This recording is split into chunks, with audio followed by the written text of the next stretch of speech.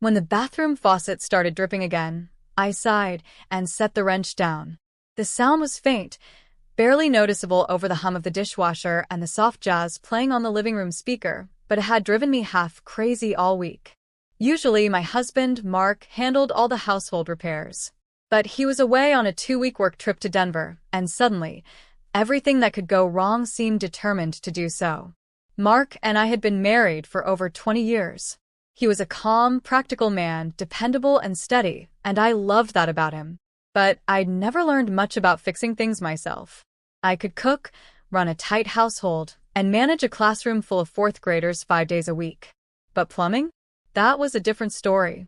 When the leak worsened and began dripping steadily onto the bathroom floor, I knew I had to act.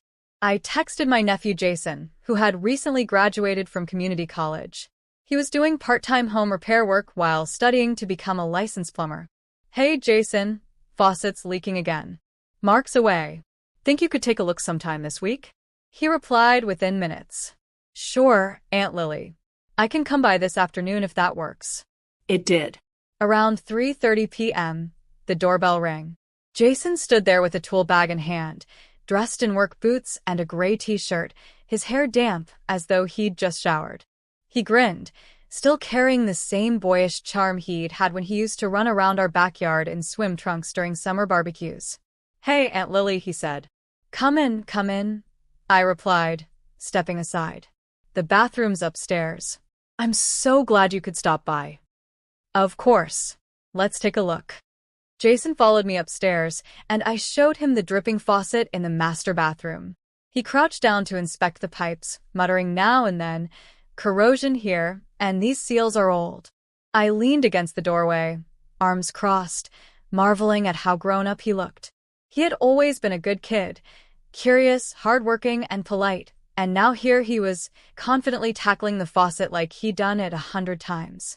"How's your mom?" I asked. "She's good. Still gardening too much," he chuckled. "Wears that giant sun hat and lectures the neighborhood kids about watering schedules." I laughed. "Sounds like her." He tightened something with a wrench, then stood. "I'm going to need a couple of replacement parts. I can run to the hardware store and be back in about 30 minutes if that works." "That's perfect. I'll make us some lemonade." While Jason was gone, I tidied the kitchen and sliced a few lemons. The house felt oddly quiet without Mark, but knowing Jason was coming back warmed the place up. I found myself smiling at the familiarity. It was nice having family close, even for small things like this. When he returned, he got right to work. I handed him a glass of lemonade as he reattached the new fittings, his focus steady but relaxed. By the time he finished, the faucet was running perfectly, no drips, no leaks. "All set," he said, standing and wiping his hands. "You're a miracle worker," I said sincerely.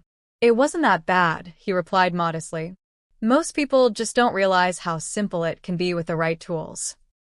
I offered him some leftover cookies from the tin Mark's mom had sent, and we sat on the back porch sipping lemonade. Jason told me he was thinking about moving into his own place soon. Nothing fancy, just a small apartment with space for his tools and, eventually, a dog. "Funny," he said. "I always thought I'd end up working in tech or something, but I like fixing stuff. It's satisfying, tangible. You can see what you've done by the end of the day." "There's a lot of value in that," I agreed. "I teach kids all day, but sometimes I wonder what sticks. With a fixed faucet, at least you know for sure." He smiled, and we sat in comfortable silence for a while. That evening, after Jason left, I walked into the bathroom and turned the faucet on and off a few times just to admire how perfect it was. I caught my reflection in the mirror, tired eyes, hair starting to gray, and smiled. It wasn't just the fixed faucet that had made my day better. It was the reminder that we're all still learning from each other, that help doesn't always come from where you expect, and that sometimes the next generation really does step up when you need them most. A couple of days later, I got a message from Mark. "Hotel's decent. Meetings are long. How's the faucet?" "Perfect," I replied, attaching a picture of the shiny, drip-free fixture. "Did you fix it?"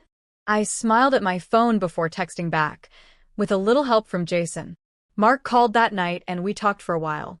I told him about Jason's visit, the lemonade, and our conversation about careers and satisfaction.